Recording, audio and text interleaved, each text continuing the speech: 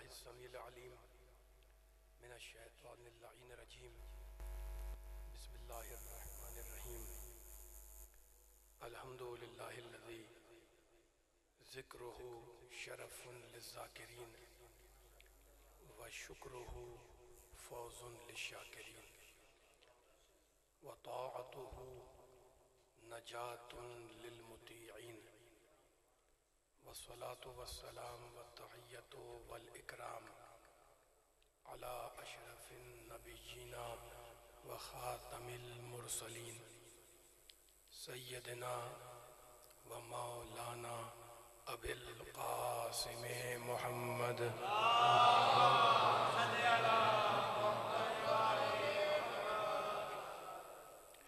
و اہل بیتہ الطیبین الطاہرین المعصومین المظلومین اما بعد فقد قال اللہ سبحانہ وتعالی فی محکم کتابہ المبین بسم اللہ الرحمن الرحیم ونزلنا علیک الکتاب تبیانا لکل شیء وہدی ورحمتا وبشرا للمسلمین صلوات اللہ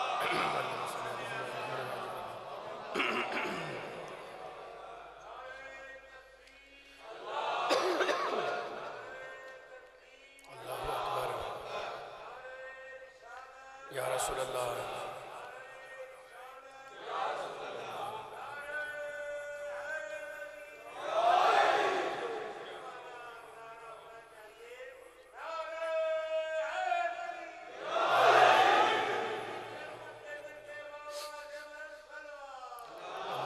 صلی علی محمد وعلی محمد وعلی محمد.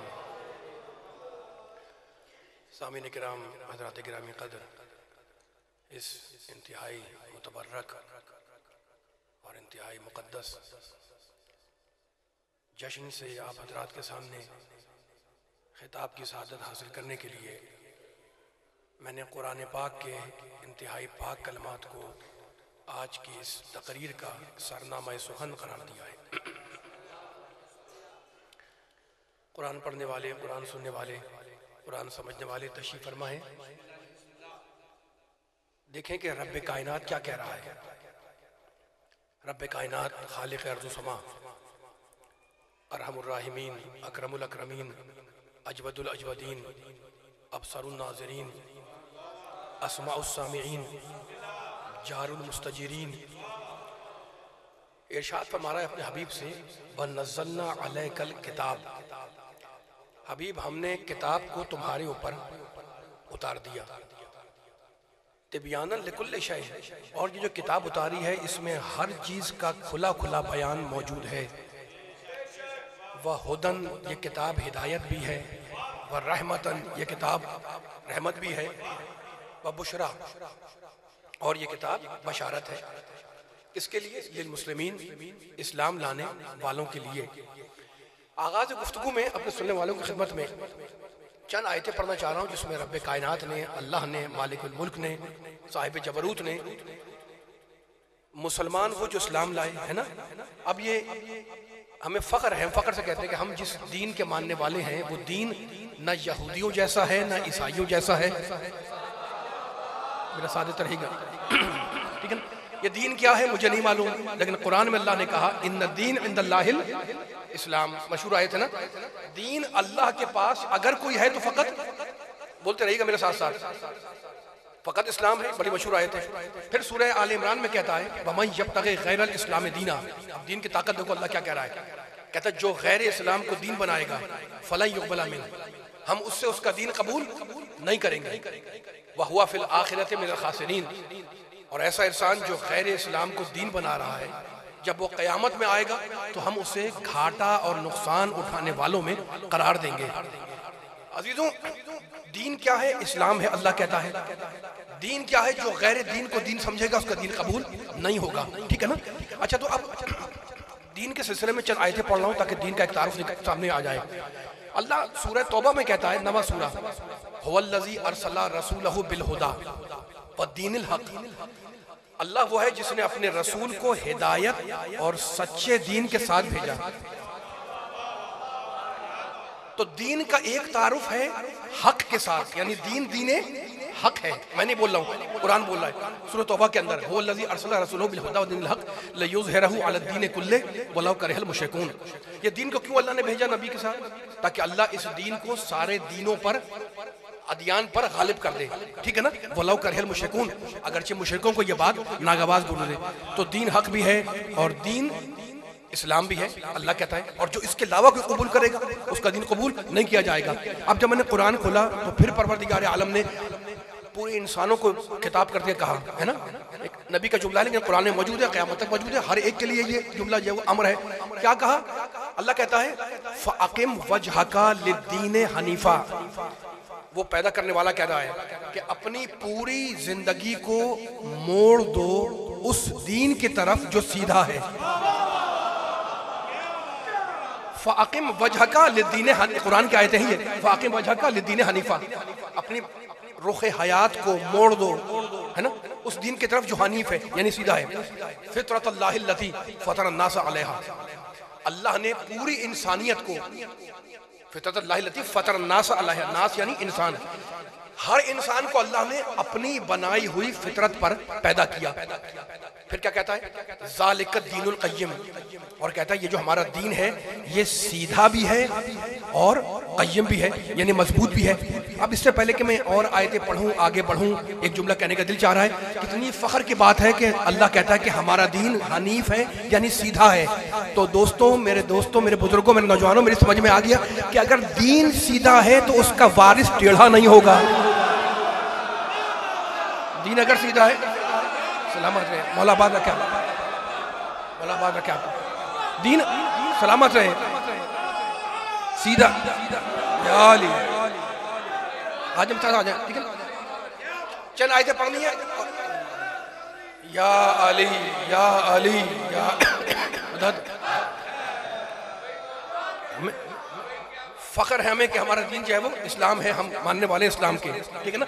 اچھا اب چلیں، دین حق ہے، دین حنیف ہے، دین قیم ہے، دین سیدھا ہے. ٹھیک ہے نا؟ اچھا اب پروردگار عالم نے قرآن مجید میں پھر تعارف کرایا. کہتا ہے ان اللہ اصطفیٰ لکم الدین فلا تموتن الا وانتم مسلمون. اللہ کہتا ہے ہم نے تمہارے لیے دین کو مصطفیٰ بنایا ہے. میرا کون سا سننے والا ایسا ہے، یہ میرے نوجوان بھی بیٹھے ہوئے ہیں، بزرگ بھی بیٹھے ہوئے ہیں اور جشن سن رہے ہیں اور جشن کا ماحول بھی ہے ماشاءاللہ سے. کون سننے والا ایسا ہے کہ جو نہیں جانتا اتنی مشہور آیت ہے، اور آیت اگر مشہور ہو اور بار بار پڑھی جائے تو یہ تھوڑی کہ اس کو روک دیا جائے ہے نا. دیکھیں اس مجمع میں بچے بھی بیٹھے ہوئے ہیں اور بزرگ بھی ہیں. ٹھیک ہے نا؟ اب میں عظمت قرآن پر ایک جملہ کہہ رہا ہوں، لیکن پہلے ذرا سا ایک مثال دے دوں آپ کے سامنے. اور عظمت قرآن میں جملہ میرا نہیں ہے، میرے امام نے جو بیان کیا ہے جملہ قرآن کے بارے میں، اس کو اب مثال دے کے اپنے لفظوں میں سمجھا رہا ہوں میں. اس مجمع میں جو لوگ بیٹھے ہوئے بچے بھی، ٹھیک ہے نا، کوئی مثلا 20 سال کا ہے تو انشاءاللہ وہ اگلے سال 21 سال کا ہو جائے گا. ٹھیک ہے نا؟ اور کوئی اگر 30 سال کا ہے تو وہ اگلے سال یہ 31 سال کا ہو جائے گا. جو پچھلے سال 20 سال کا تھا وہ اس سال 21 سال کا ہو گیا ہے نا. اچھا جو بچہ ہے وہ 10 سال کے بعد نوجوان ہو جائے گا، جو نوجوان ہوگا وہ 10 سال کے بعد جوان ہو جائے گا، پورا جوان ہوگا. اس کے بعد آگے 40 سال کی 50 سال کی عمر آگے ادھیڑ پن پہ آ گیا، پھر بڑھاپا آ گیا. ایسے ہی ہوتا ہے نا. پیدا ہوتا ہے انسان تو بالکل ہی بچہ ہے، پیدا ہوتا ہے بالکل بچہ، پھر لڑکپن ہے، نوجوانی ہے، جوانی ہے، ادھیڑ پن ہے، بڑھاپا ہے. ایسا ہی ہے نا. ٹھیک ہے نا؟ تو یعنی اس مثال سے سمجھ میں کیا آیا میرے دوستوں؟ اس مثال سے سمجھ میں ہماری یہ آیا کہ ہم وہ ہیں جن پر زمانہ گزرتا ہے، بچپنا، جوانی، نوجوانی، بڑھاپا، ادھیڑپن ہے نا.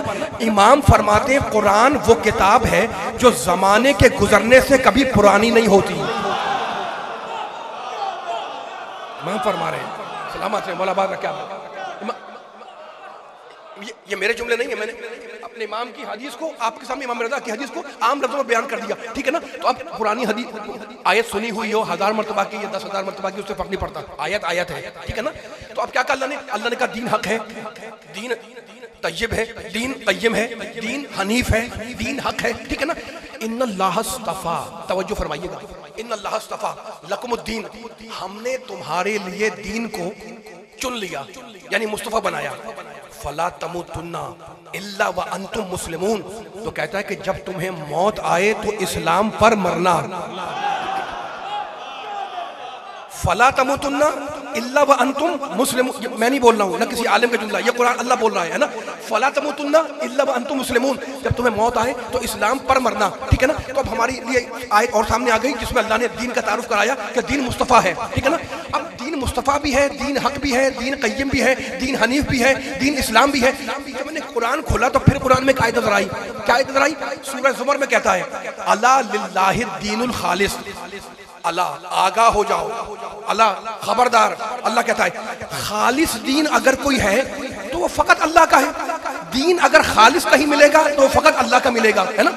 لکم دینکم ولی دین، دین بہت سے ہیں لیکن خالص دین اگر کوئی ملے گا تو فقط اللہ کا ملے گا. تو ہمارے سمجھ میں آ گیا کہ دین حنیف بھی ہے، دین قیم بھی ہے، دین حق بھی ہے، دین مصطفیٰ بھی ہے، دین خالص بھی ہے. اور اب پھر قرآن نے آواز دی دین کا تعارف کرتے ہوئے وعد اللہ الذین آمنوا منکم، وہ علی کے چاہنے والے بیٹھے ہوئے، وعد اللہ الذین آمنوا منکم وعملوا الصالحات لیستخلفنہم فی الارض کما استخلف الذین من قبلہم ولایمکنن لہم دینہم الذی ارتضی لہم.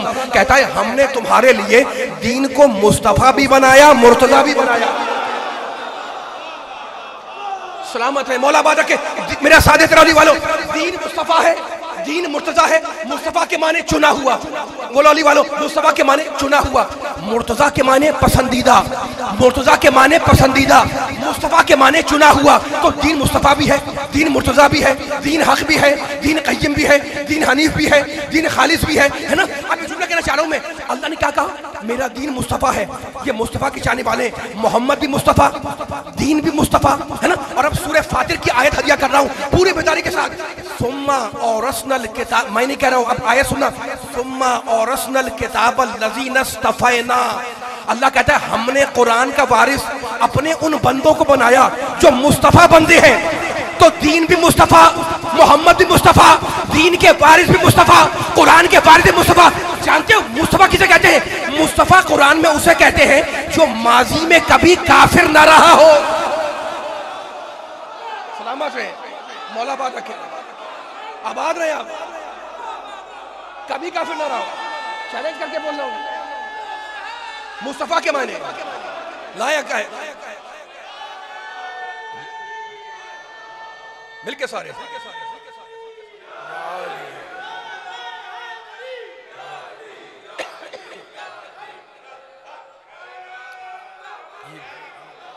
مل کے بولے سارے. خوشی کی شب ہے ماشاءاللہ. یا رسول اللہ، یا علی، یا علی.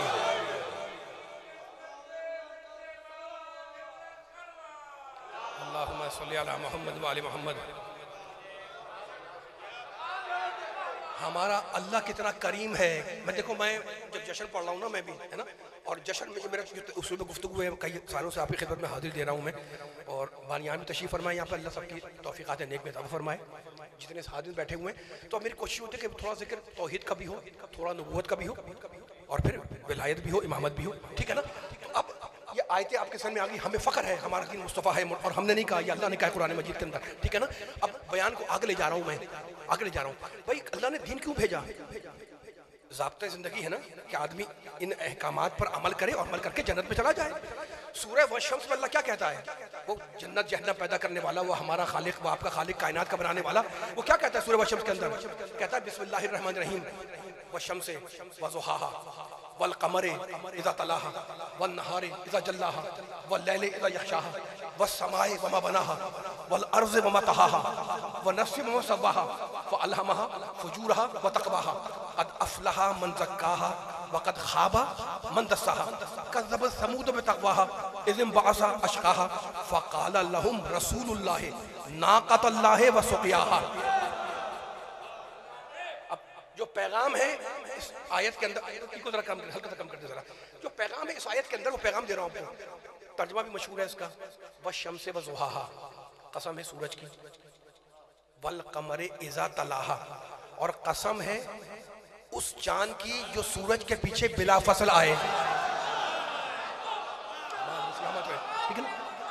سورج کی قسم، پوری ذمہ داری ترجمہ کر رہا ہوں میں. سورج کی قسم، چاند کی قسم، زمین کی قسم، آسمان کی قسم. ٹھیک ہے نا. یہ قسمیں کھا کے اللہ کیا کہتا ہے؟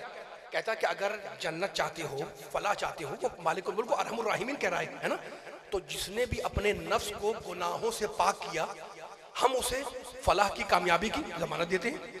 قد افلح من زکاہا، جس نے نفس کو پاک کیا وہ فلاح پا گیا، یعنی کیا پا گیا؟ نجات پا گیا، ٹھیک ہے نا.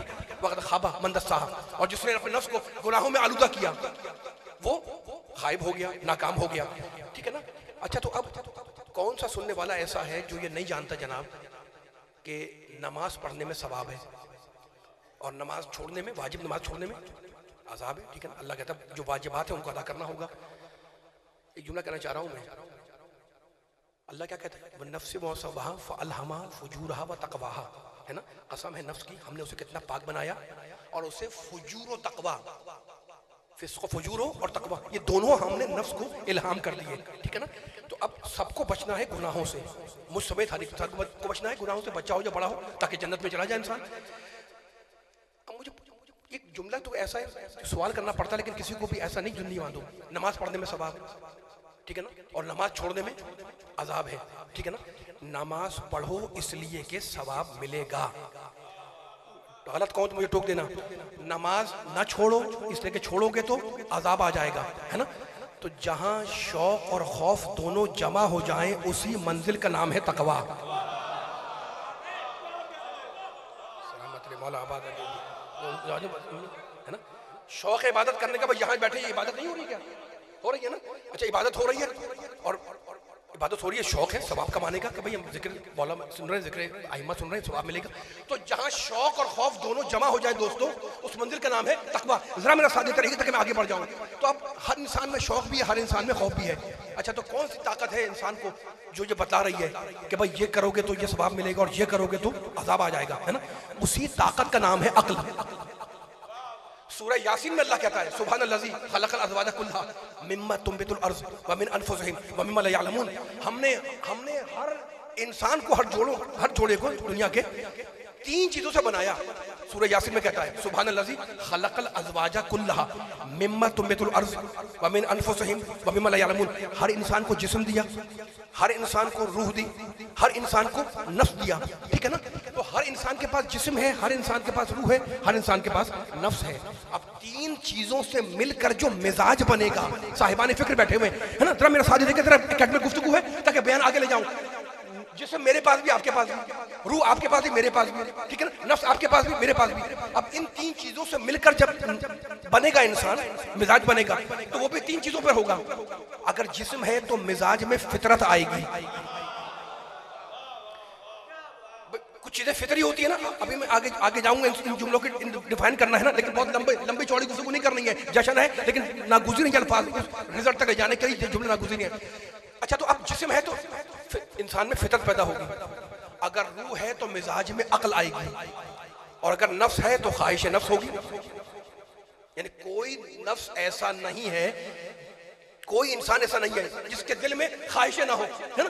ہر دل میں خواہشیں بھری ہوئی ہیں. بچے کی اپنی خواہش ہے، جوانی کی اپنی خواہش ہے، بڑھاپے کی اپنی خواہش ہے، ہر دل میں خواہشیں بھری ہوئی ہیں، ہے نا. اچھا تو اب جانتے ہیں گوتم بدھ کے ماننے والے، بدھ مت کے ماننے والے، انہوں نے کہا جناب یہ جو دنیا میں اتنا لڑائی جھگڑائی مالا فساد فتنہ فساد چل رہا ہے، اس کی بنیاد ایک ہے. اچھا بھئی کیا ہے بنیاد؟ ان کا نظریہ بیان کر رہا ہوں میں. کہ ساری برائی، سارا فساد اس بنیاد پر ہے کہ انسان کے دلوں میں خواہشیں بھری ہوئی ہیں. تو کیا کیا جائے؟ خواہشیں بھری ہوئی ہیں تو کیا کیا جائے؟ اب وہ کہہ رہے ہیں، میں ابھی اسلام کی عظمت بیان کروں گا. کہیں گے اگر یہ وہ دلوں کو خواہشوں سے پاک کر دو، یعنی ساری خواہشیں نکال کے پھینک دو اور دل خالی ہو جائے، تو جب بے خواہش ہو جاؤ گے تو کوئی مسئلہ رہے گا ہی نہیں. کسی قسم کی کوئی خواہش جو ہے جب ہوگی تب تو مسئلہ آئے گا نا. کوئی بھی خواہش آپ کے ذہن میں جو بھی آ جائے. تو انہوں نے کہا جناب یہ مسئلہ سارا بن رہا ہے کہ خواہشیں تمہارے جسم کے اندر ہے، تمہارے دل کے اندر ہے. خواہشوں کو نکال کے پھینک دو، خواہشوں کو پھینک دو گے تو سارے مسئلے حل ہو جائیں گے، ٹھیک ہے نا. پھر سنیں ایک مرتبہ گوتم بدھ کا نظریہ، خواہشوں کو دل سے نکالو. اگر خواہشوں کو دل سے نکال لیا تو تم مطمئن ہو جاؤ گے، جیسے کہ بے خواہش ہو جاؤ گے. جب تم مطمئن ہوگے تو گھر مطمئن ہوگا یا نہیں ہوگا؟ گھر مطمئن ہوگا، گھر والے مطمئن ہوں گے. جب گھر مطمئن ہو گیا، آپ مطمئن ہو گئے، تو جس محلے میں رہ رہے ہیں وہ محلہ مطمئن ہو گیا. محلے سے آگے بڑھے جب محلہ مطمئن ہو گیا، ہے نا. اب ایک شہر میں کئی محلے ہوتے ہیں تو پورا شہر مطمئن ہو گیا. جب پورا شہر مطمئن ہو گیا تو پورا ملک مطمئن ہو گیا، ہے نا. تو اصول کیا بنا کہ دلوں سے خواہشوں کو نکال کے پھینکو تاکہ تم مطمئن ہو جاؤ. اب میں ان سے کہہ رہا ہوں کہ جناب آپ یہ کہہ رہے ہیں کہ دلوں کو خواہشوں سے پاک کرو تاکہ تم مطمئن ہو جاؤ. یہ مطمئن ہونا بھی تو ایک خواہش ہے. اللہ علیہ سلامت رہے، مولا آباد رکھے، آباد رہے آپ کی آواز، مولا آباد رکھے. جس بیداری سے آپ سن رہے ہیں میں مشکور ہوں سننے والوں کا. میرا سوال یہی ہے، میں نے آیت پڑھ رہا ہوں نہ حدیث پڑھ رہا ہوں، میرا سوال یہی ہے کہ ٹھیک ہے بھائی ساری خواہشیں نکال کے پھینک دو، ہے نا، کیوں؟ تاکہ تم مطمئن ہو جاؤ، سیٹسفائیڈ ہو جاؤ. یہ اطمینان کی خواہش، یہ خواہش نہیں ہے، خواہش ہے نا. تو تم نے توجہ کرے، اب ان سے کہہ رہا ہوں میں گوتم بدھ کے ماننے والوں سے، تم نے ایک خواہش کے لیے مطمئن ہونے کے لیے ساری خواہشوں کا گلا گھونٹ دیا. یہ اسلام نہیں ہے. اسلام تو تزکیہ نفس کا مذہب ہے. اگر دل کی خواہش اسے پورا کرو، اگر آنکھ کی خواہش اسے پورا کرو، اگر پیٹ کی خواہش اسے پورا کرو، اگر کان کی خواہش اسے پورا کرو. اسلام منع نہیں کرتا. محبت جذبہ ہے، محبت کرو. نفرت جذبہ ہے، نفرت کرو، ہے نا. اسلام نے، قرآن نے، آل محمد نے، رسول نے پابندی جذبوں پر نہیں لگائی، جذبے کو صحیح راستے پر لگایا. ماشاءاللہ ماشاءاللہ. مولا آباد رکھے. باریک بات ہے. سلامت رہے مل کے سارے.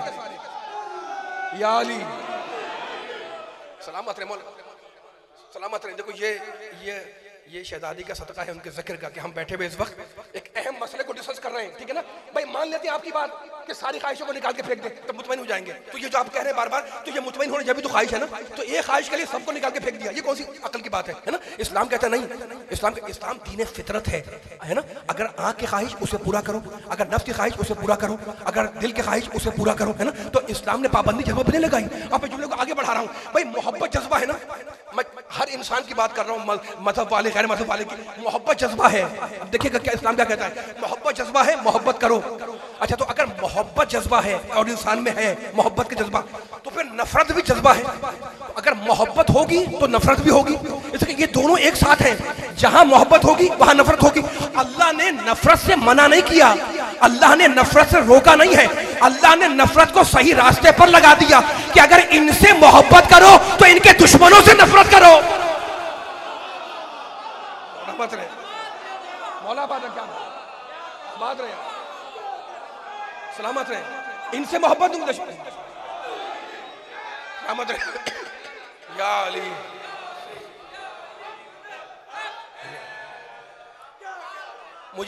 مجھے جانا ہے جس کا جشن ہے اس کی بارگاہ میں انشاءاللہ، اور پوری طاقت کے ساتھ انشاءاللہ مولا علی محمد کے چاہنے والوں کے سامنے پوری طاقت کے ساتھ مولا کا نام لے کر آگے بڑھ رہا ہوں میں، اور پوری ذمہ داری کے ساتھ جملہ آگے بڑھ رہا ہوں، آگے کر رہا ہوں. اب ایک چھوٹی سی آیت سنیں جو ہر وقت کی سنی ہوئی آیت ہے، سورہ حجرات کی آیت ہے نا. انما المؤمنون اخوۃ. اللہ کہتا ہے مسلمان آپس میں ماشاءاللہ بھائی ہیں. اگر محبت کرنی ہے تو سب سے کرو.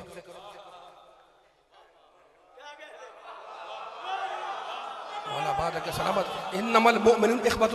سلامت رہیے، نوجوان خوش ہو رہے ہیں ماشاءاللہ. مولا آباد رکھے جشن. ٹھیک ہے نا. انما المؤمنون اخوۃ. مسلمان آپس میں بھائی ہیں. محبت کرنی ہے سب سے کرو. اسلام نے منع نہیں کیا، محبت سے منع نہیں کیا، نفرت سے منع نہیں کیا، ہے نا.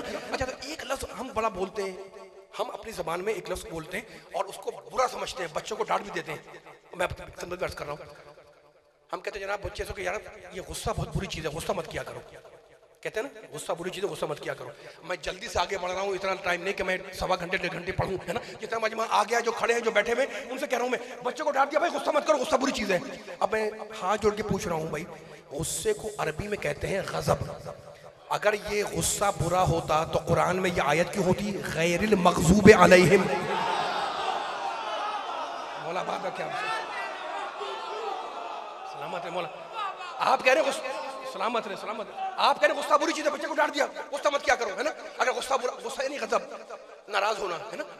غصہ مت کرو، ناراض مت ہو، ہے نا. اگر یہ غصہ غضب برا ہے تو سورہ حمد میں ہر مسلمان 5 وقت پڑھتا ہے اہدنا الصراط المستقیم صراط الذین انعمت علیہم، ہے نا. غیر المغضوب علیہم، پروردگار ان کا راستہ نہیں جن پر تیرا غضب نازل ہوا. اس کا مطلب یہ ہے میرے دوستوں، میرے بزرگوں، میرے نوجوانوں، علی والوں، نبی والوں، قرآن والوں، اس کا مطلب یہ ہے کہ اللہ بھی کبھی کبھی غضبناک ہوتا ہے، اللہ بھی غصہ کرتا ہے، ورنہ یہ آیت نہیں ہوتی. اگر اب بھی بات واضح نہیں ہوئی تو میں اپنی اس دلیل کو جسٹیفائی کرنے کے لیے پھر قرآن کی آیت پڑھ رہا ہوں. یہ سورہ حمد تھی غیر المغضوب علیہم، اور اب سورہ بقرہ اس کے بعد والا سورہ. اب دیکھیں وہی لفظ آ گیا جو میں پڑھ رہا ہوں. باؤ بغضب من اللہ، اللہ کہتا ہے ہمارے غضب کا شکار ہو گئے. کون؟ یہودی. تو یہودیوں پر اللہ کا غصہ نازل ہوا، یہودیوں پر اللہ غضبناک ہوا. دو آیتیں ہو گئی کہ اللہ کہتا ہے ان کا راستہ نہیں جو جن پر میرا غضب نازل ہوا. یہاں کہتا ہے یہودی جن پر اللہ کا غضب نازل ہوا. اس کا مطلب یہ ہے کہ اللہ بھی غضبناک ہوتا ہے، اللہ بھی غضبناک ہوتا ہے، اللہ بھی کبھی کبھی جلال میں آتا ہے نا. اچھا یہ جو دونوں صفتیں ہیں نا، غضبناک کا کیا مطلب ہے؟ یعنی ناراض ہو جانا. تو اللہ بھی کبھی کبھی ناراض ہوتا ہے. اور اس کی اپوزٹ کیا ہے؟ راضی ہو جانا ہے نا. یہ دونوں صفتیں، ناراض ہونا اور راضی ہونا، یہ اللہ کی صفات حسنہ میں سے نکلی ہوئی صفتیں ہیں. یہ ہم نے بیان نہیں کی ہیں. اللہ غضبناک بھی ہوتا ہے، قرآن میں کہتا ہے، اور اللہ راضی بھی ہوتا ہے. میں نے علی والوں کے سامنے دو آیتیں پڑھ دی غضبناک کی کہ اللہ کہتا ہے میں غضبناک ہوتا ہوں. اب اللہ کہاں راضی ہوتا ہے؟ جب میں نے قرآن کھولا تو سورہ فجر کی آیت ملی. اللہ کہتا ہے یا ایتھا النفس المطمئنہ ارجعی الی ربک راضیۃ مرضیہ، اے اطمینان رکھنے والے نفس واپس آ جا اس حالت میں آ کے تو رب سے راضی، رب تجھ سے راضی. مولا آباد رکھے، سلامت رہے، مولا آباد رکھے. مل کے سارے ماشاءاللہ. خدا آپ کی عبادت قبول فرمائے. زندہ آباد، زندہ آباد. مل کے بولے زور سے، زندہ آباد. یا علی، یا علی، علی مدد.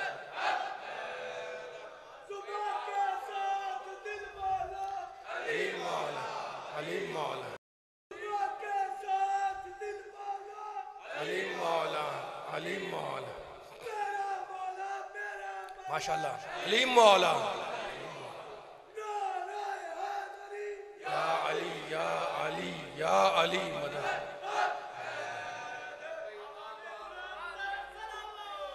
راضی بھی ہوتا ہے. صلی علی محمد وآل محمد. اب یہ اتنی گفتگو توحید پر ہو رہی تھی، اب میں توحید کی گفتگو کو ختم مرحلے تک لے کے آنا ہے، اس کے بعد ٹچ دینا ہے آگے کی طرف. ٹھیک ہے نا. اب آپ کے ذہنوں میں، شاداب ذہنوں میں تازہ کر رہا ہوں جملوں کو. ٹھیک ہے نا. دین حق ہے، دین مصطفیٰ ہے، دین مرتضیٰ ہے، سب کچھ ہے.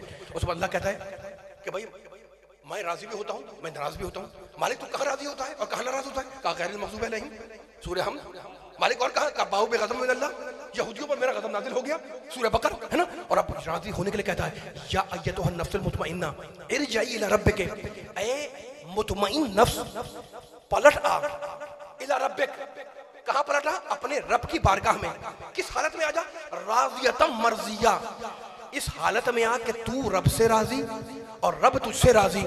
تو خدا کا مطالبہ یہی ہے سارے بندوں سے کہ تم یہ بات یاد رکھو کہ میں غضبناک بھی ہوتا ہوں، میں راضی بھی ہوتا ہوں. اب میں نے مالک کی بارگاہ میں ہاتھ جوڑ لیے. میں نے کہا مالک تو مالک الملک ہے، تو صاحب جبروت ہے، تو قاہر و قہار ہے، تو ارحم الراحمین ہے، تو اکرم الاکرمین ہے، تو ملک ہے، قدوس ہے، عزیز ہے، حکیم ہے، تو شافی ہے، کافی ہے، وافی ہے، معافی ہے، تو جبار ہے. مالک تیرا مطالبہ کیا ہے؟ کہ میرا مطالبہ یہ ہے کہ دیکھو جس سے میں راضی رہوں اس سے راضی رہو، جس سے میں ناراض رہوں اس سے ناراض رہو. مالک مجھے کیسے پتا چلے کہ تو کس سے راضی ہے اور کس سے ناراض ہے؟ تو صحیح کتاب نے بتا دیا.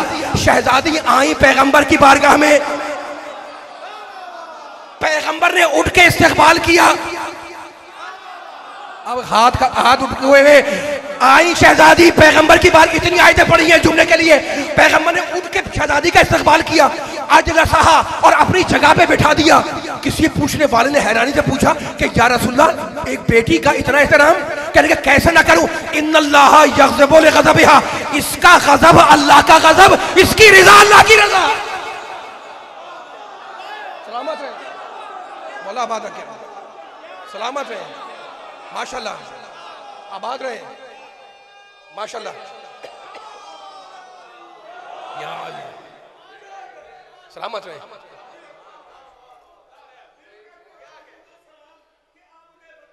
ماشاءاللہ.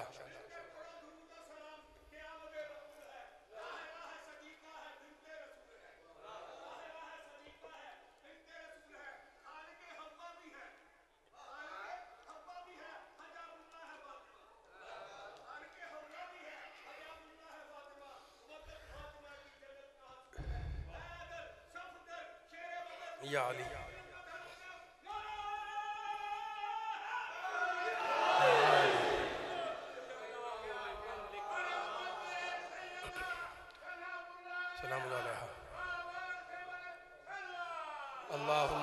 صلی علی محمد و آل محمد.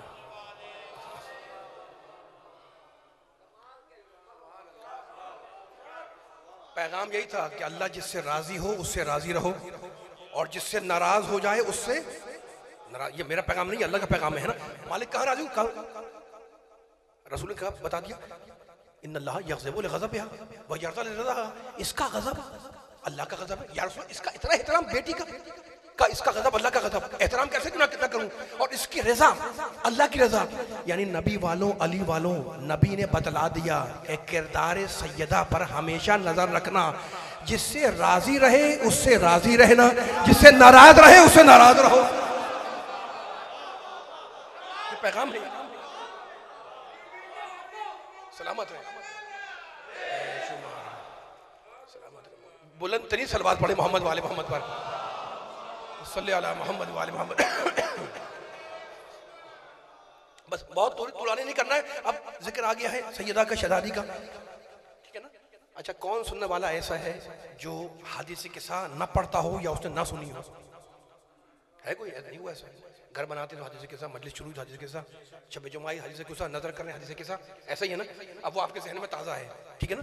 شہزادی کا ذکر آ گیا. میں اتنی آپ کے ساتھ یہ وہ محنت کرتا ہوا یہاں تک دیکھ کے آیا ہوں، آیتیں پڑھتا ہوا. اب ذرا حدیث قصہ کے جملے تازہ کرنے ہیں اس جشن کے اندر، ٹھیک ہے. کیا کہا حدیث قصہ جب پڑھتے ہیں؟ کیا جابر بن عبداللہ سے روایت ہے، ٹھیک ہے نا. پیغمبر آئے آگے کیا فرمایا اپنی دختر نیک اختر سے؟ ایک جملے توجہ فرمائیے گا، کچھ جملے حدیث قصہ کے حوالے سے اور اس کو کھولنا ہے انشاءاللہ مولا کے صدقے میں. انی اجدو فی بدنی ضعفا. پیغمبر آئے اور فرمانے لگے کہ بیٹی میں اپنے بدن میں کمزوری محسوس کر رہا ہوں. انی اجدو فی بدنی ضعفا، میں اپنے میں کمزوری محسوس کر رہا ہوں، مجھے چادر اڑا دو، ہے نا. یہی کہا نا رسول نے. یہ نہیں کہا رسول نے کہ میں اپنے میں کمزوری محسوس کر رہا ہوں، نہیں، میں اپنے بدن میں کمزوری. بتا دیا کہ نبی کا بدن تو کمزور ہو سکتا ہے، دماغ کبھی کمزور نہیں ہوتا. بدن سلامت رہے، بدنی سلامت رہے. یہ مقام رسالت ہے، مقام مصطفیٰ ہے. انی اجدو فی بدنی، نبی کہتے ہیں میں کمزوری محسوس کر رہا ہوں. یہ نہیں کہا فی بدنی ضعفا، ضعف ہے میرے بدن میں، کمزوری ہے میرے بدن میں. یہ احتیاط رسالت ہے کہ نبی کا بدن کمزور ہو سکتا ہے لیکن نبی کا دماغ کبھی کمزور نہیں ہوتا، ٹھیک ہے نا. اب کیا کیا؟ حکم کیا دیا پیغمبر نے شہزادی کو؟ ایتینی بالکسائل جمانی. آپ کے ذہنوں میں جملے تازہ ہیں، مجھے ایک جملہ کہنا ہے، ٹھیک ہے نا. معصوم کیا ہوتا ہے؟ اس کا ہر عمل تابع وحی الہی. وہ بغیر وحی کے نہ بولتا ہے نہ کچھ کرتا ہے نا. اچھا تو اب ایتینی بالکسائل جمانی، مجھے چادر جمانی اڑا دو، ٹھیک ہے نا. چادر اڑا دی. حسن آئے اور چادر میں داخل ہو گئے اور حسین داخل ہو گئے. ایسا نہیں ہوا. حسن آئے اور کہنے لگے انی اشم عندک رائحۃ طیبۃ، میں ایک پاکیزہ خوشبو محسوس کر رہا ہوں.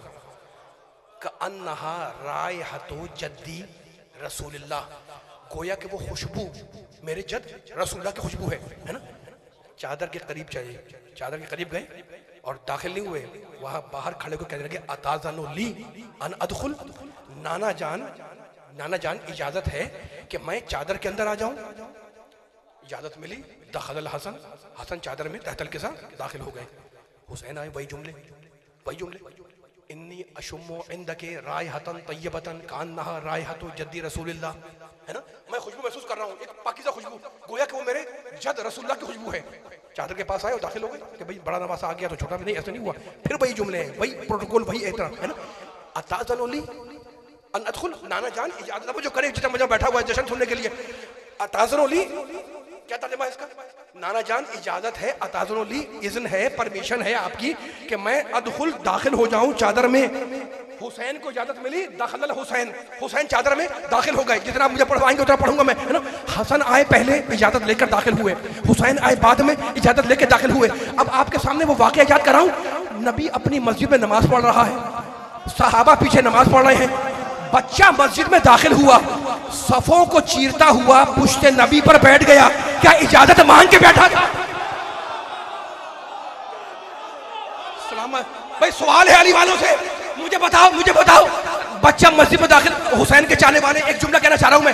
نبی نماز پڑھ رہے ہیں نا، گھر میں نہیں ہے، بیٹھے ہوئے نہیں ہیں، نبی نماز پڑھ رہے ہیں. نماز میں دوسرے نہ جملے کا، نماز میں کیا کر رہے ہیں نبی؟ رکوع میں نہیں، سجدے میں ہیں. ٹھیک ہے نا، سجدے میں نبی ہیں اور پیچھے نبی کے صحابہ کرام نماز میں سجدے کے عالم میں ہیں. بچہ مسجد میں داخل ہوا، مسجد میں داخل ہوا. آج حسین کے انداز نرالے ہیں، صفوں سے ایسے گزر رہے ہیں جیسے شب معراج پیغمبر آسمانوں سے گزرے.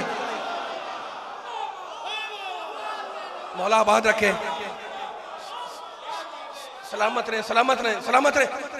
آج حسین کے انداز نرالے ہیں، صفوں سے ایسے گزر رہے ہیں جیسے شب معراج پیغمبر آسمان سے گزرتا رہے. بچہ صفوں کو چیرتا ہوا آگے بڑھا، اور چیرتا ہوا بڑھ کر آگے نبی کی پشت پر بیٹھ گیا ہے نا. بس سارے مجمع حسین کے ماننے والوں سے سوال یہ ہے کہ کیا پرمیشن مانگ کے بیٹھا، کیا اجازت مانگ کے بیٹھا، کیا اذن مانگ کے بیٹھا؟ تو مجھے کہنے دو، کہاں تو اتنی بے تکلفی کہ بغیر اجازت کے پشت پہ آ کے بیٹھ گئے، اور کہاں اتنا تکلف کہ اجازت ہے کہ چادر میں آ جاؤں. تو معصوم کا کوئی عمل حکمت سے خالی نہیں ہوتا. نواسے جان رہے تھے کہ آج طہارت کا اعلان ہونا ہے، اگر اجازت کے بغیر گئے تو منافق کہہ دے گا کہ نانا سے مانوس تھے اس لیے چادر میں آ گئے. تو بچوں نے طے کیا کہ پہلے اپنی عصمت پر رسالت کی مہر لگوائیں گے، پھر چادر میں جائیں گے. سلامت مولا آباد رکھے، سلامت مولا آباد رکھے. مل کے سارے مل کے پہلے اس پر اذن مانگا ہے. سلامت رہے.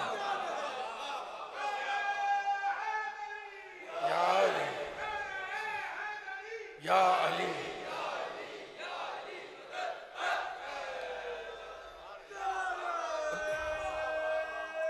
یا علی، مل کے لگائے کریں سارے، ماشاءاللہ. یا علی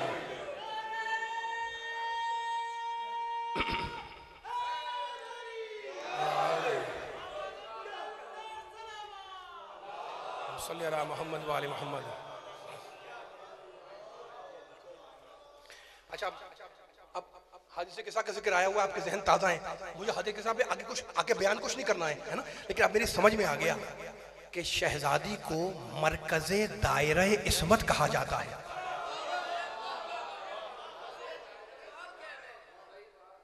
سلامت رہے، مولا آباد رکھے. ٹھیک ہے نا. اچھا، آیت تطہیر نازل ہوئی، انما یرید اللہ لیذھب عنکم الرجس اہل البیت. ٹھیک ہے نا.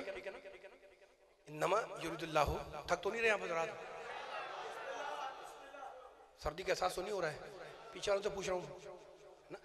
مولا آباد رکھے آپ کے اٹھتے باتوں کو. انما یرید اللہ لیذھب عنکم الرجس اہل البیت ویطہرکم تطہیرا. صلی علی محمد و آل محمد.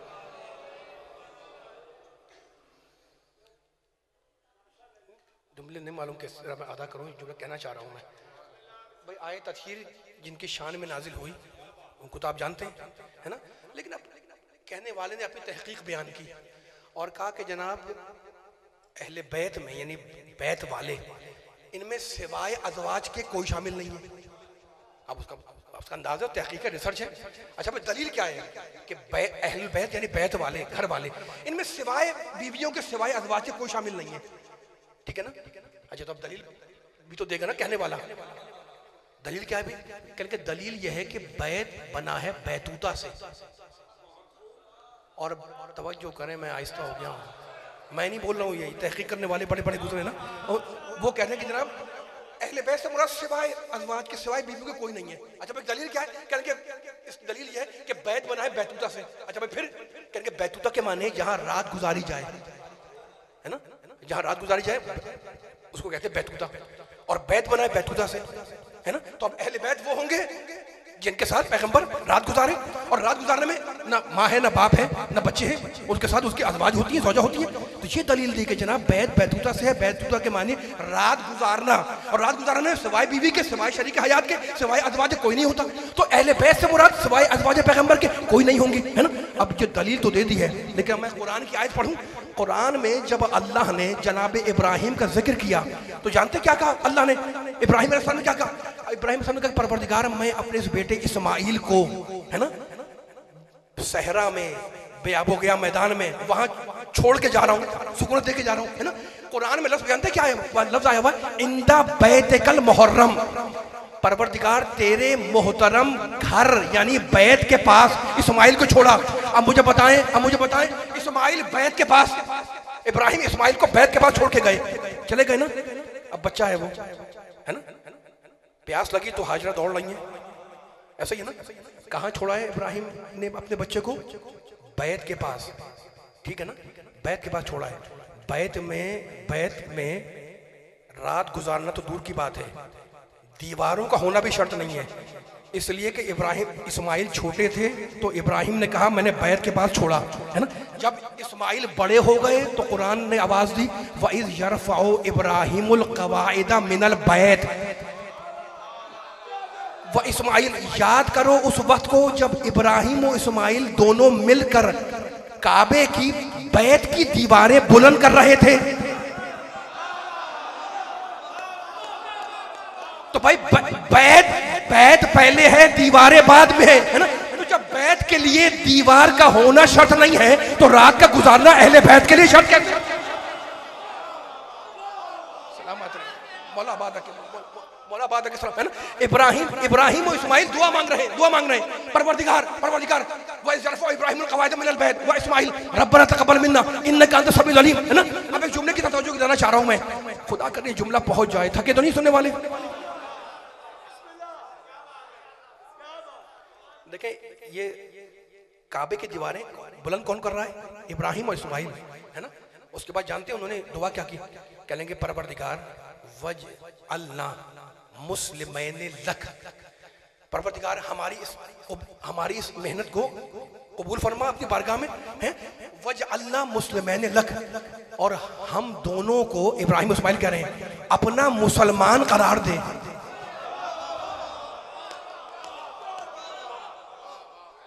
آواز نہیں آ رہی مجھے سننے والوں کی.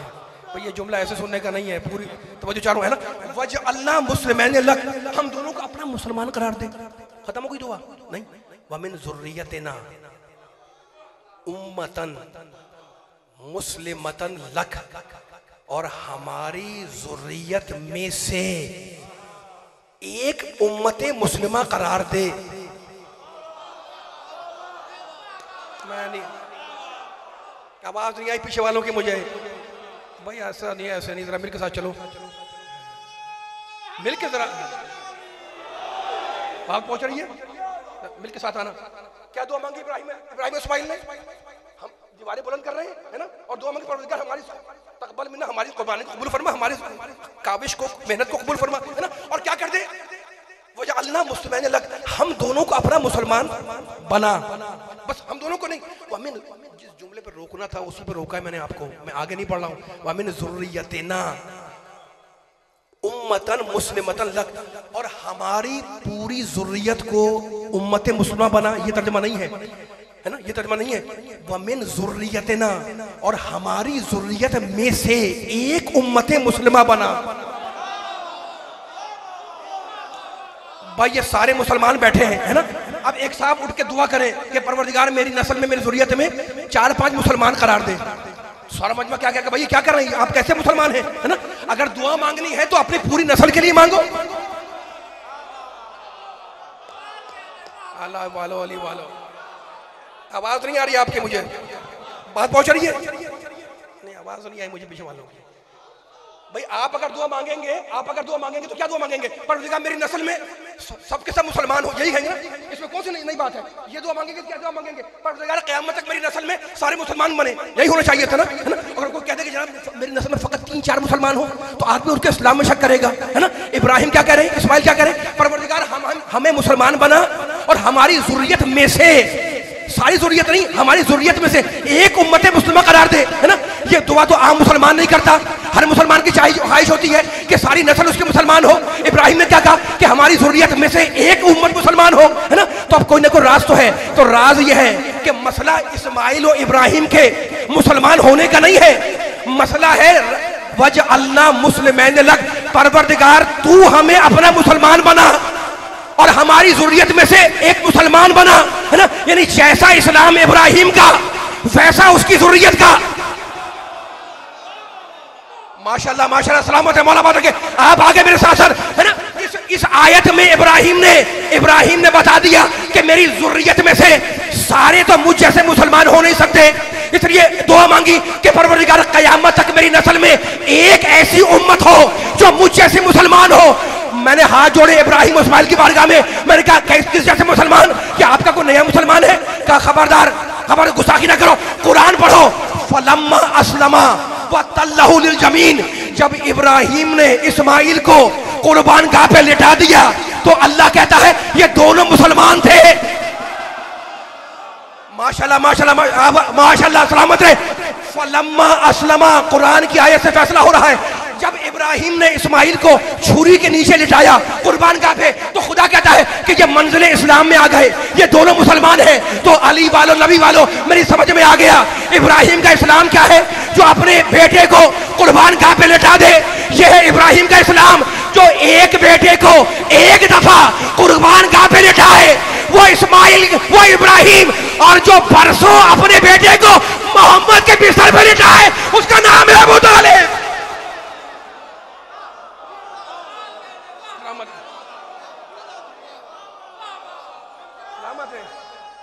مل کے سارے مل کے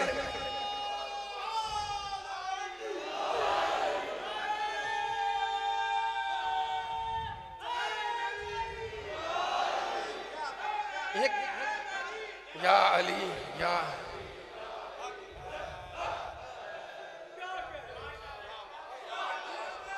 ایک امت، ماشاءاللہ۔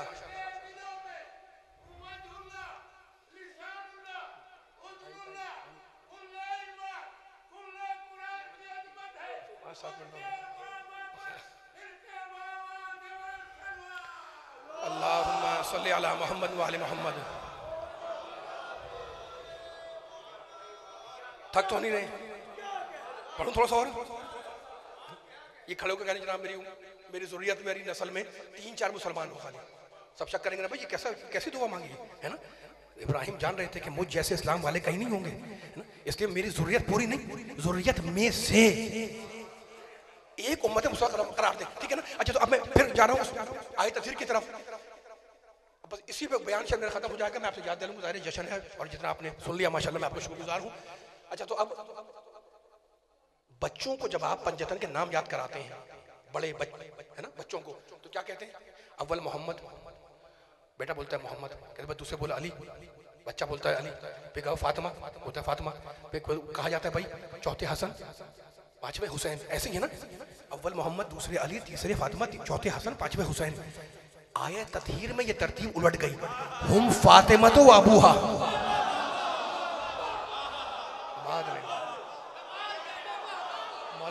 مولا آباد میرا ساتھ دیتا نہیں تھا۔ ابھی اب آواز نہیں آ رہی ہے، آواز نہیں آ رہی، میں کچھ پڑھنا چاہ رہا ہوں، میرا ساتھ دے سارے مل کے ذرا 5-7 منٹ رہ گئے، جملہ ہے نا شہزادی کا ذکر ہو رہا ہے، اب 5-7 منٹ میں مجھے وائنڈ اپ کرنا ہے، لیکن اب میں بار بار اپیل نہ کروں، میں آہستہ ہو گیا بھائی، جملہ کہنا میرا کام ہے، مرضی آپ کے ابداد دیں نہ دیں، ہے نا؟ مجھے تو آیت تفسیر کے اس جملے کو مکمل کرنا اور آپ سے اجازت لینی ہے، جشن کی، شہزادی کا جشن ہے، مکمل کرنا ہے۔ آیت تطہیر جب نازل ہوئی تو پنجتن پاک موجود تھے یا نہیں؟ ہوا کرنا ہے، ذرا زور سے آواز آنی چاہیے امام بارگاہ میں، یہ بڑا ساتھ دیا آپ نے، بڑے نعرے لگائیں، پنجتن پاک تھے نا تطہیر کے اندر؟ اچھا آیت تطہیر ہے 14 معصومین کے لیے، ٹھیک ہے نا؟ ہے 14 معصومین کے لیے، 14 معصومین اس آیت تطہیر میں شامل ہیں، اور جب نازل ہوئی آیت تو 5 تو تھے اس کے اندر موجود تھے، ٹھیک ہے نا؟ یہ سب کچھ ٹھیک ہے، یہ سب کچھ ٹھیک ہے، لیکن آیت تطہیر ہے بنام فاطمہ۔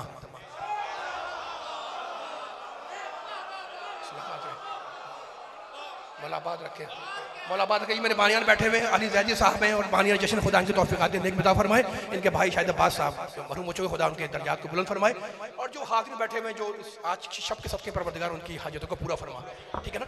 بس ذرا توجہ فرمائیے گا۔ اب سمجھ میں آ گیا، اب ہماری آپ کی سمجھ میں آ گیا کہ بی بی کو جو ہم کہتے ہیں شہزادی کو مرکز دائرہ عصمت ہے نا؟ کیا ترجمہ ہے اس کا؟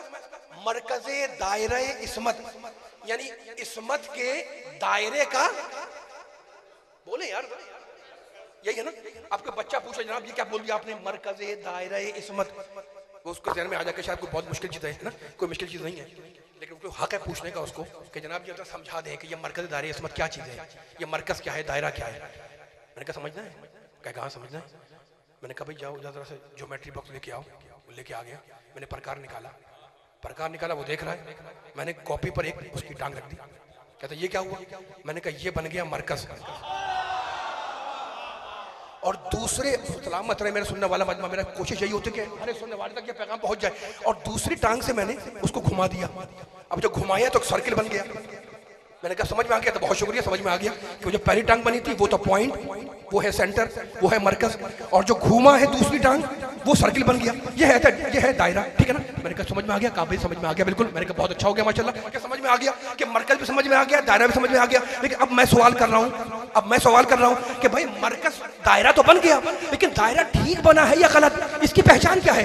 دائرہ صحیح بنا ہے یا غلط؟ توجہ نہیں والوں, اس کی پہچان کیا ہے؟ وہ بولے گا جناب اس کی پہچان یہ ہے کہ مرکز سے دائرے کا فاصلہ ناپ کر دیکھو. ماشاءاللہ ماشاءاللہ, جتنے نہیں بولے پیچھے والے بھی آ جائیں. میں نے کہا جناب مرکز بن گیا, دائرہ سلامت رہے, دائرہ بن گیا, لیکن مرکز صحیح بنا ہے یا غلط؟ یہ زمانے کو کیسے سمجھ میں آئے گا؟ میں نے کہا بڑا آسان طریقہ ہے, مرکز سے دائرے کا مرکز سے دائرے کا فاصلہ ناپ کے دیکھو.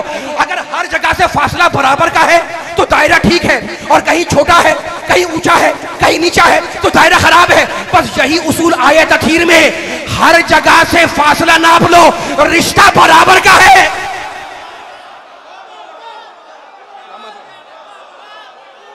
مولا آباد رکھے آپ کو, مولا آباد رکھے آپ کو, سلامت رہے آپ, مولا آباد رکھے آپ کو.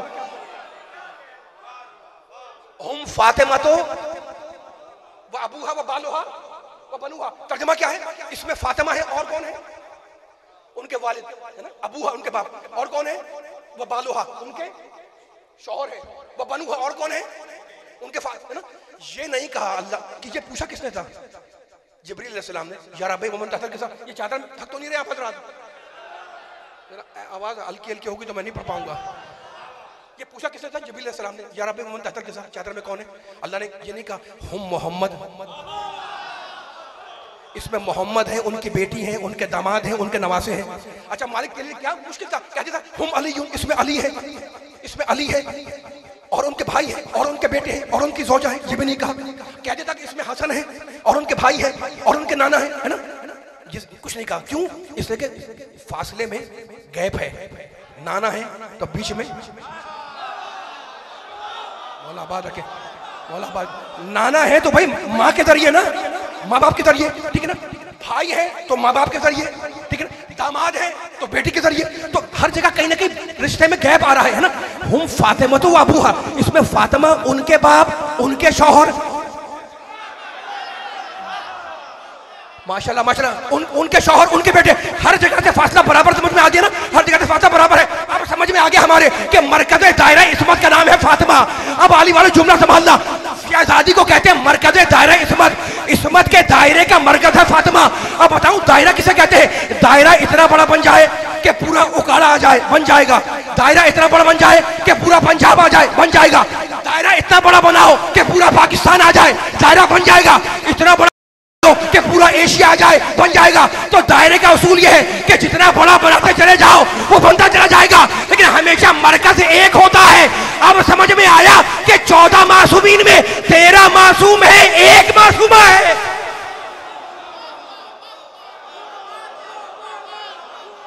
سلامت ہے, ایک معصوم.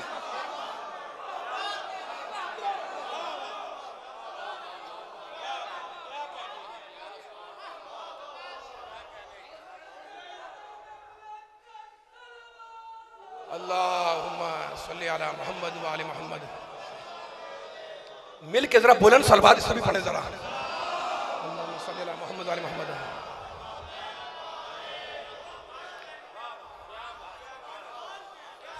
بھائی یہ مشہور حدیث قدسی ہے نا, لولاک لما خلقت الافلاک. رسول اگر تم نہ ہوتے تو میں اس کائنات کو پیدا نہ کرتا, افلاک کو پیدا نہ کرتا. اور اگر علی نہ ہوتے تو میں پیدا نہ کرتا, اور اگر فاطمہ نہ ہوتی تو تم دونوں کو پیدا نہ کرتا. لولا فاطمہ لما خلقتکما, ٹھیک ہے نا. تو خالق پروردگار کائنات کا ایک ہے, ٹھیک ہے نا. اس نے 75 پاک کو پیدا کیا, 4 معصوم کو پیدا کیا, سارے انبیاء پیدا کیا, ٹھیک ہے نا. لیکن مظاہر اللہ کی صفات کا مظہر بنایا آل محمد کو.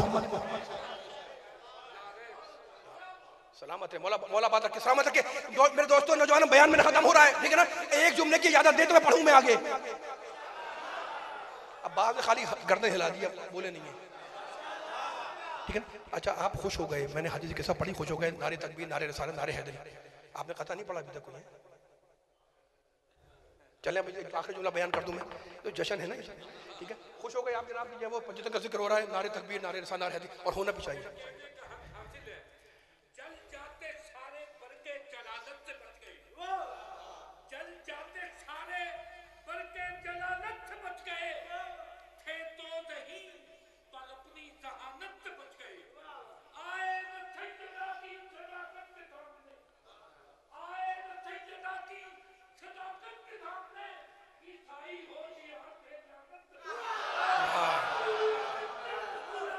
ماشاءاللہ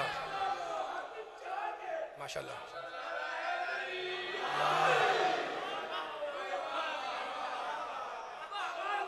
مولا آباد سلامت ہے، مولا آباد کے بعد آخری جملہ بیان کر رہا ہوں میں، ٹھیک ہے نا؟ ابھی شہزادی کی اس نام کے اوپر ہے نا، سنا ہے آپ نے، اور یہ فخر تو بولنا چاہیے، فاطمہ فتن سے ہے نا، فتن یعنی جدا کرنے والی، کیونکہ اپنے شیعوں کو چاہنے والوں کو جہنم کی آگ سے جدا کریں گی. تو بس میں ممبر چھوڑ رہا ہوں، ممبر اتر رہا ہوں. سلامت رہے مولا آباد کے ساتھ سننے والوں کو، ٹھیک ہے نا؟ ہوں فاطمہ تو ابوہا و بالہا ون ہوا، بس اول و آخر نسبت دارت. آخری جملہ میں ممبر چھوڑ رہا ہوں، لیکن آخری جملہ پوری طاقت سے ادا ہونا چاہیے، تاکہ لگے جتنی دیر سے بیٹھے ہوئے آپ ماشاءاللہ آپ کی عبادت اللہ قبول فرمائے، لیکن جملے کے پرواز دینا ہے پوری طاقت سے. اچھا تو اب ہم نے پنجتن کے فضائل بیان کیے، آپ نے نعرے لگا دیے اور لگانے چاہیے، ٹھیک ہے؟ دشمنوں سے پنجتن کے فضائل سننا میرے دوستوں، حلق سے نہیں اترتے. آپ کو جوش آتا ہے، آپ جلال میں آتے ہیں، ان کو جوش آتا ہے، ان کو جوش آتا ہے کہ جناب یہ کیسے ہے کہ ان کے حلق سے پنجتن کے فضائل نہیں اترتے. تو میں آج جشن میں کہوں گا کہ اگر کسی کے حلق سے پنجتن کے فضائل نہیں اترتے تو نہ اتریں. پنجتن کی شان میں آئے تھے تو اتر رہی ہیں. مولا آباد سلامت ہے، ختم ہو رہا ہے. مولا آباد کے اردو بہادوں کو سیدہ آپ کو اس کا اجر دیں انشاءاللہ. اب اعتراض سنیے گا، کہنے کے جناب، میں نے کہا بھائی بات کیا ہو گئی؟ کہنے کے جناب یہ جو پنجتن یہ چادر میں جو آئے تھے، تو یہ تو نہیں کہ حسن الگ چادر لے کے آئے ہوں، حسین الگ چادر لے کے آئے ہوں، پیغمبر الگ چادر لے کے آئے ہوں، شہزادی الگ چادر لے کے آئے ہوں، علی الگ چادر لے کے آئے ہوں، ہے نا؟ ایسا تو نہیں تھا، چادر تو ایک تھی. اب سنیے گا اعتراض میں نہیں کہہ رہا ہوں، اعتراض دخل کرنے والا، کہنے کہ چادر تو ایک تھی. اچھا بھائی پھر؟ کہنے کہ چادر ایک تھی اور اتنی چھوٹی تھی کہ اگر سر ڈھانپو تو پاؤں کھل جائے، اور اگر پاؤں ڈھانپو تو سر کھل جائے، اور 5 اس میں پہلے سے موجود ہیں، پنجتن پاک پہلے سے موجود ہیں. تو بھئی ہوا کیا؟ کہنے کہ اب اگر کوئی داخل ہونا چاہتا ہے اس چادر میں تو اس میں جگہ کہاں ہے کہ کوئی آئے؟ میں نے کہا اگر جگہ نہیں ہے تو جبریل چھٹا بن کے کیسے آئے؟ ماشاءاللہ ماشاءاللہ سلامت رہے. پیچھے والے میرے ساتھ دیتے رہے جتنے بیٹھے ہو، میں نہیں بول رہا، اب آپ بولیں گے انشاءاللہ سیدہ کی محبت آپ کے دلوں سے نکلے گی. میں نے کہا جناب اگر چادر میں گنجائش نہیں ہے، جگہ نہیں ہے، تو 5 تو ہے نا، تو جبریل چھٹا بن کے کیسے آ گیا؟ سادسن اجازت ہے کہ میں چھٹا بن کے آ جاؤں؟ تو اس کا جبریل کا چادر میں آنا بتلا رہا تھا، جو جبریل کا چادر میں آنا بتلا رہا ہے کہ چادر میں جگہ تو ہے، چادر میں جگہ تو ہے، چادر میں گنجائش تو ہے، لیکن چادر میں آنے کے لیے کوئی کوالیفیکیشن چاہیے، چادر میں آنے کے لیے کوئی سند چاہیے. سند میں بتلا رہا ہوں، اگر رد کر سکتے ہو تو رد کر دینا. چادر میں کون ہے؟ محمد. محمد کون ہے؟ سید الانبیاء. چادر میں کون ہے؟ میرا مولا علی. علی کون ہے؟ سید الاوصیاء. چادر میں کون ہے؟ میری شہزادی. شہزادی کون ہے؟ سید نساء عالمین. چادر میں اور کون ہے؟ حسنین. حسنین کون ہے؟ سیدہ شباب اہل الجنہ. چادر میں اور کون آیا؟ جبریل. جبریل کو کیا کہتے ہو؟ سید الملائکہ. ارے یہ مجمع سادات کا ہے، امتی کی کیا مجال جو چادر میں. سلامت رہے، آباد رہے، سلامت رہے، مولا آباد رہے، سلامت رہے. بالکل علی اللہ ولی اللہ ولی اللہ صلی اللہ علیہ وسلم. ماشاءاللہ سلامت رہے. سادات ساری کو جب ایک جملہ اور ذہن میں رہ گیا تھا، اگر نہیں ایسے نہیں ایسے نہیں ایسے جشن ختم ہو چکا ہے، میرے ہاتھ دعا کے لیے اٹھ گئے. ایک جملہ کہہ دوں خالی. دیکھیں بالکل میں نے حدیث نہ آیت کچھ بھی نہیں پڑھ رہا، ذکر ہوا ہے اللہ کی مخلوقات کا، ٹھیک ہے. اچھا ہم بڑا تیر مارتے ہیں جناب، یعنی ہم سے مراد نہیں سائنس، بڑی تیر مارتی ہیں جناب کہ یہ ڈسکور کر لیا، وہ ڈسکور کر لیا، فلاں چلے گئے، یہاں چلے گئے، یہ صحرا، یہ گلستان، فضائیں، ہوائیں، یہ ایسے ہی ہے نا.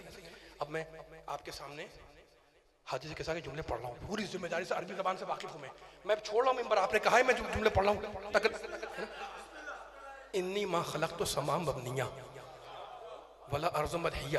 آپ کو ترجمہ معلوم ہے؟ میں ترجمہ مجھے کرنے دے رہا، پوری طاقت لگانی جتنے ٹائم میں بیٹھے ہوئے.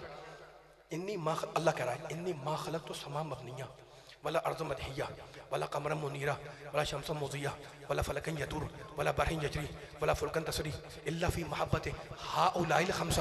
میں نے اللہ کہہ رہا ہے انی ما خلقت السماء مبنیہ، میں نے کوئی آسمان نہیں بنایا، کوئی زمین نہیں بنائی، کوئی سورج نہیں بنایا، کوئی چاند نہیں بنایا، ہے نا.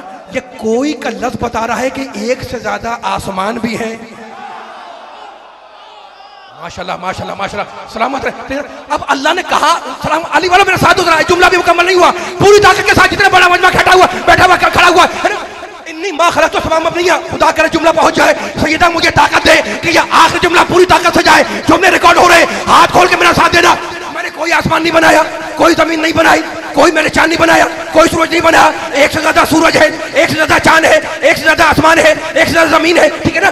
فقط ہمیں ابھی تک نہیں پتا کہ کہاں کا کیا کیا بنا ہوا ہے. اور اللہ نے لاکھوں کروڑوں فرشتے بنائے، ہمیں کیا پتا کون سا فرشتہ کہاں ہے، کہاں رکھا، کہاں گیا نہیں معلوم. لیکن جبریل علیہ السلام اتنے بڑے فرشتے ہیں، ان کے بارے میں علماء نے لکھا کہ اللہ نے انہیں ایسے پرے پرواز دیے کہ ایک بار مشرق میں ہے، ایک بار مغرب میں ہے. اتنا بڑا فرشتہ کہ جس کے دونوں پروں میں پوری دنیا آ جائے. تو میرے جو کہنے دو کہ جو اپنے دونوں پروں میں پوری دنیا کو ڈھانپ لے اس کا نام ہے جبریل، اور جو جبریل کو چادر میں ڈھانپ لے اس کا نام ہے فاطمہ.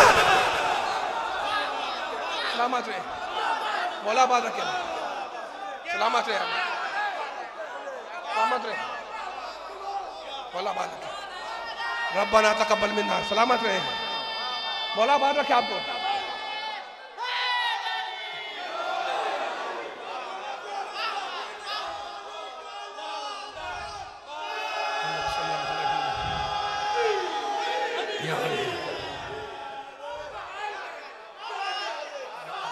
ربنا تقبل منا انک انت السمیع العلیم.